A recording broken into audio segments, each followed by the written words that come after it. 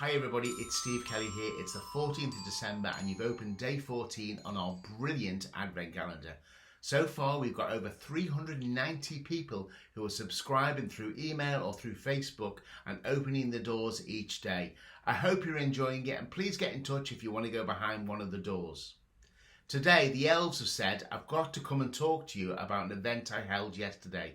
The event I held yesterday was a goal setting workshop for 2021 and all the people who took part said it was brilliant, and I need to tell you about the next one so you don't miss out, so you can plan your time. The next one is on Saturday the 19th of December at 3 o'clock UK time. Saturday the 19th of December, 3 o'clock UK time. In the workshop you'll plan your goals, you'll look at why you've not achieved goals, and you really will start to plan and look forward for 2021. But today I've got an amazing leadership lesson for you in a very short video which I'll hope you enjoy. It's all about getting motivated, it's all about building habits, and it's also about making your bed every day. Have you made yours? Check out the video now. Thank you very much. Thank you. Well, thank you, President Powers, Provost Fenves, deans, members of the faculty, family and friends, and most importantly, the class of 2014. It is indeed an honor for me to be here tonight. It's been almost 37 years to the day that I graduated from UT. I remember a lot of things about that day. I remember I had a throbbing headache from a party the night before.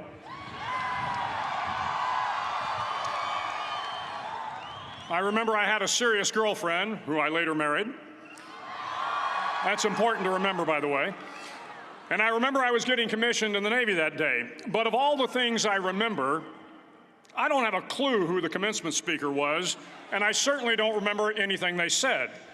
So acknowledging that fact, if I can't make this commencement speech memorable, I will at least try to make it short.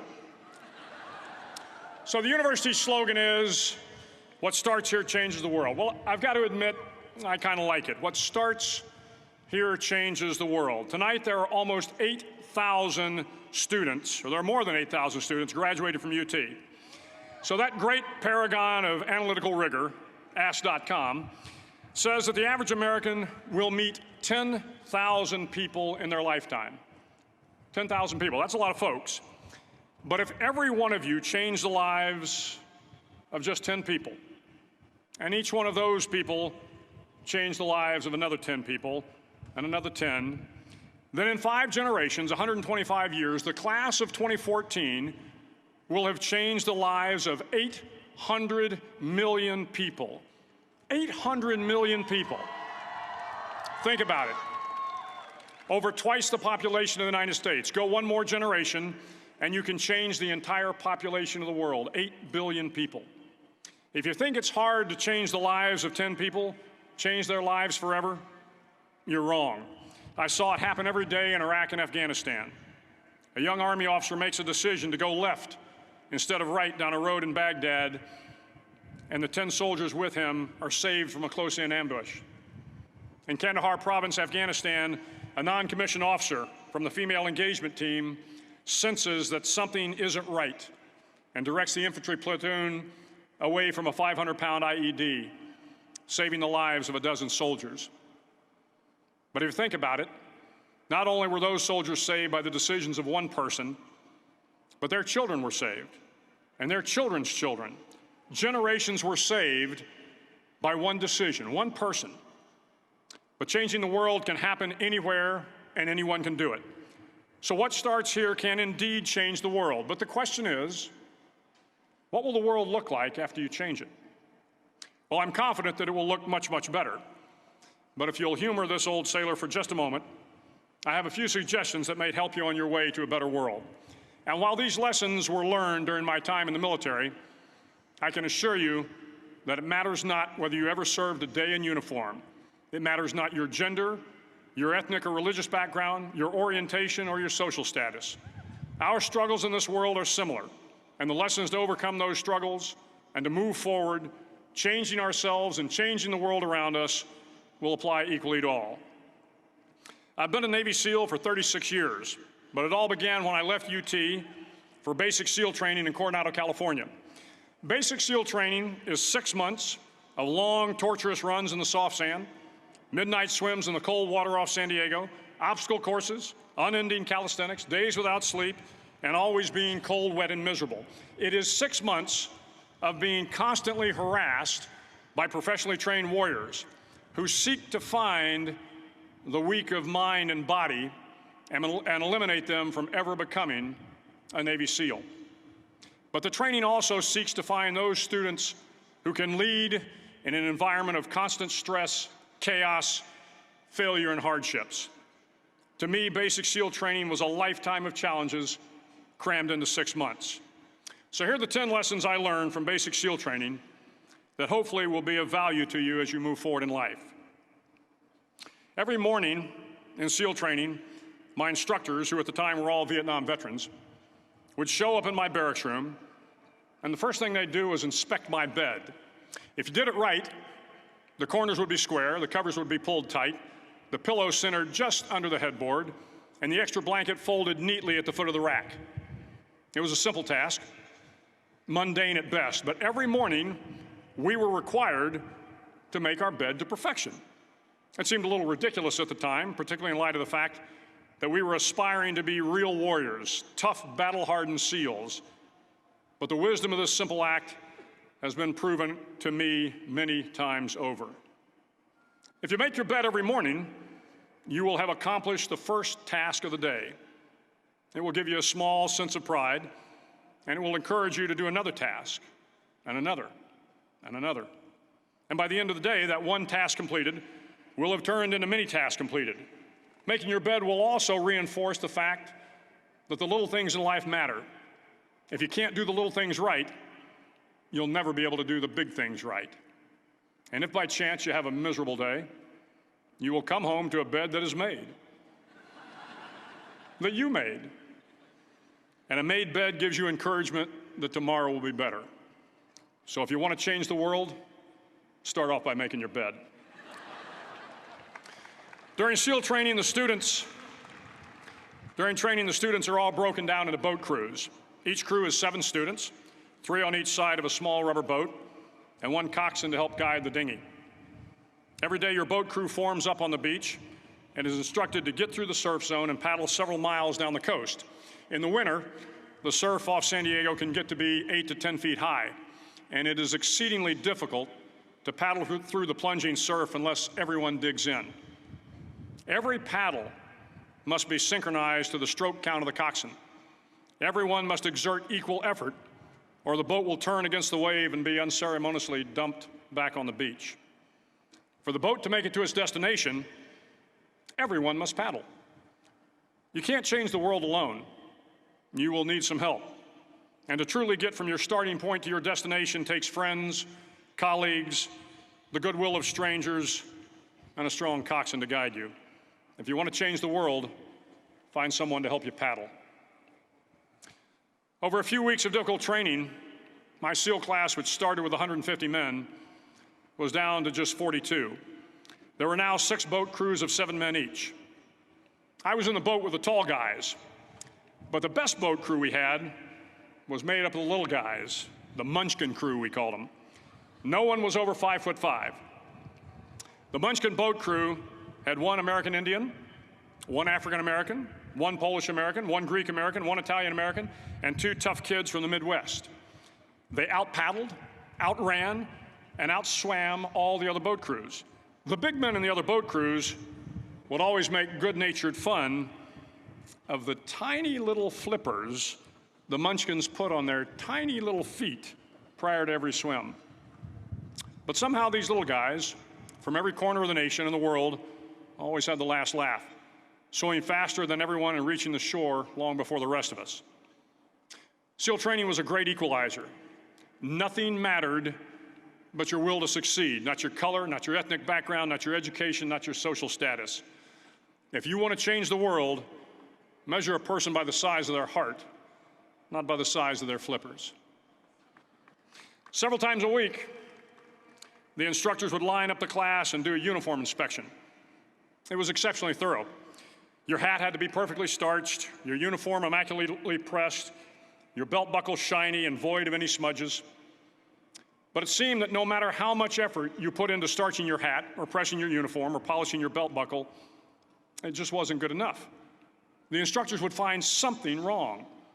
For failing the uniform inspection, the student had to run, fully clothed, into the surf zone, then wet from head to toe, roll around on the beach until every part of your body was covered with sand. The effect was known as a sugar cookie. You stayed in the uniform the rest of the day, cold, wet, and sandy. There were many a student who just couldn't accept the fact that all their efforts were in vain, that no matter how hard they tried to get the uniform right, it went unappreciated. Those students didn't make it through training. Those students didn't understand the purpose of the drill. You were never going to succeed. You were never going to have a perfect uniform. The instructors weren't going to allow it. Sometimes, no matter how well you prepare or how well you perform, you still end up as a sugar cookie. It's just the way life is sometimes. If you want to change the world, get over being a sugar cookie and keep moving forward. Every day during training, you were challenged with multiple physical events: long runs, long swims, obstacle courses, hours of calisthenics, something designed to test your mettle. Every event had standards, times you had to meet. If you failed to meet those times, those standards, your name was posted on a list, and at the end of the day, those on the list were invited to a circus. A circus was 2 hours of additional calisthenics, designed to wear you down, to break your spirit, to force you to quit. No one wanted a circus. A circus meant that for that day, you didn't measure up. A circus meant more fatigue, and more fatigue meant that the following day would be more difficult, and more circuses were likely. But at some time during SEAL training, everyone made the circus list. But an interesting thing happened to those who were constantly on the list. Over time, those students who did 2 hours of extra calisthenics got stronger and stronger. The pain of the circuses built inner strength and physical resiliency. Life is filled with circuses. You will fail. You will likely fail often. It will be painful. It will be discouraging. At times, it will test you to your very core. But if you want to change the world, don't be afraid of the circuses. At least twice a week, the trainees were required to run the obstacle course. The obstacle course contained 25 obstacles, including a 10-foot wall, a 30-foot cargo net, a barbed wire crawl, to name a few. But the most challenging obstacle was the slide for life. It had a 3-level, 30-foot tower at one end and a 1-level tower at the other. In between was a 200-foot-long rope. You had to climb the 3-tiered tower, and once at the top, you grabbed the rope, swung underneath the rope, and pulled yourself hand over hand until you got to the other end. The record for the obstacle course had stood for years when my class began in 1977. The record seemed unbeatable until one day a student decided to go down the slide for life head first. Instead of swinging his body underneath the rope and inching his way down, he bravely mounted the top of the rope and thrust himself forward. It was a dangerous move, seemingly foolish and fraught with risk. Failure could mean injury and being dropped from the course. Without hesitation, the student slid down the rope perilously fast. Instead of several minutes, it only took him half that time. And by the end of the course, he had broken the record. If you want to change the world, sometimes you have to slide down the obstacles head first.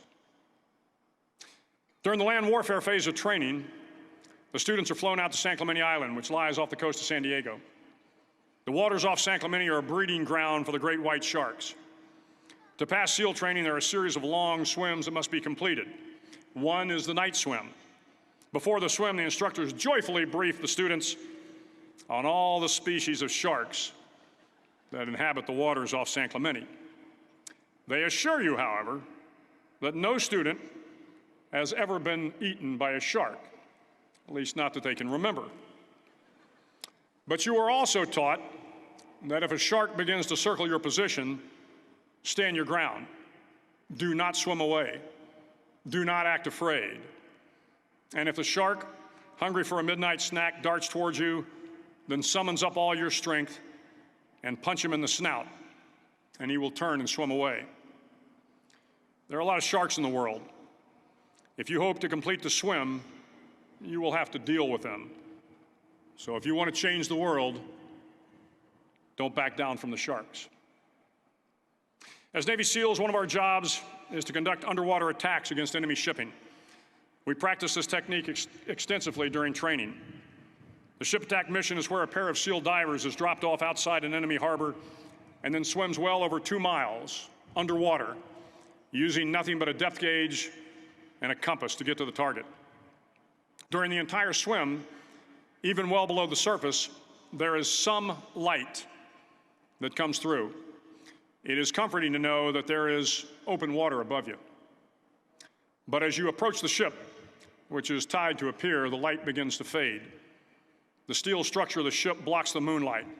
It blocks the surrounding street lamps. It blocks all ambient light. To be successful in your mission, you have to swim under the ship and find the keel, the center line, and the deepest part of the ship. This is your objective. But the keel is also the darkest part of the ship, where you cannot see your hand in front of your face, where the noise from the ship's machinery is deafening, and where it gets to be easily disoriented, and you can fail. Every SEAL knows that under the keel, at that darkest moment of the mission, is a time when you need to be calm, when you must be calm, when you must be composed, when all your tactical skills, your physical power, and your inner strength must be brought to bear. If you want to change the world, you must be your very best in the darkest moments. The 9th week of training is referred to as Hell Week. It is 6 days of no sleep, constant physical and mental harassment, and one special day at the Mud Flats. The Mud Flats are an area between San Diego and Tijuana where the water runs off and creates the Tijuana Sloughs, a swampy patch of terrain where the mud will engulf you. It is on Wednesday of Hell Week that you paddle down to the Mud Flats and spend the next 15 hours trying to survive this freezing cold, the howling wind, and the incessant pressure to quit from the instructors. As the sun began to set that Wednesday evening, my training class, having committed some egregious infraction of the rules, was ordered into the mud. The mud consumed each man till there was nothing visible but our heads. The instructors told us we could leave the mud if only 5 men would quit. Only 5 men, just 5 men, and we could get out of the oppressive cold. Looking around the mud flat, it was apparent that some students were about to give up. It was still over 8 hours till the sun came up. 8 more hours of bone-chilling cold. The chattering teeth and the shivering moans of the trainees were so loud, it was hard to hear anything. And then one voice began to echo through the night. One voice raised in song. The song was terribly out of tune, but sung with great enthusiasm. One voice became 2, and 2 became 3, and before long, everyone in the class was singing. The instructors threatened us with more time in the mud if we kept up the singing, but the singing persisted. And somehow the mud seemed a little warmer, and the wind a little tamer, and the dawn not so far away. If I have learned anything in my time traveling the world, it is the power of hope, the power of one person, a Washington, a Lincoln, King, Mandela, and even a young girl from Pakistan, Malala. One person can change the world by giving people hope. So if you want to change the world, start singing when you're up to your neck in mud. Finally, in SEAL training, there's a bell. A brass bell that hangs in the center of the compound for all the students to see.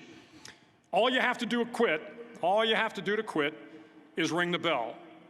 Ring the bell, and you no longer have to wake up at 5 o'clock. Ring the bell, and you no longer have to be in the freezing cold swims. Ring the bell, and you no longer have to do the runs, the obstacle course, the PT, and you no longer have to endure the hardships of training. All you have to do is ring the bell to get out. If you want to change the world, don't ever, ever ring the bell. To the class of 2014, you are moments away from graduating, moments away from beginning your journey through life, moments away from starting to change the world for the better. It will not be easy. But you are the class of 2014, the class that can affect the lives of 800 million people in the next century. Start each day with a task completed. Find someone to help you through life. Respect everyone. Know that life is not fair and that you will fail often. But if you take some risks, step up when the times are the toughest, face down the bullies, lift up the downtrodden, and never, ever give up. If you do these things, the next generation and the generations that follow will live in a world far better than the one we have today. And what started here will indeed have changed the world for the better. Thank you very much. Hook 'em horns.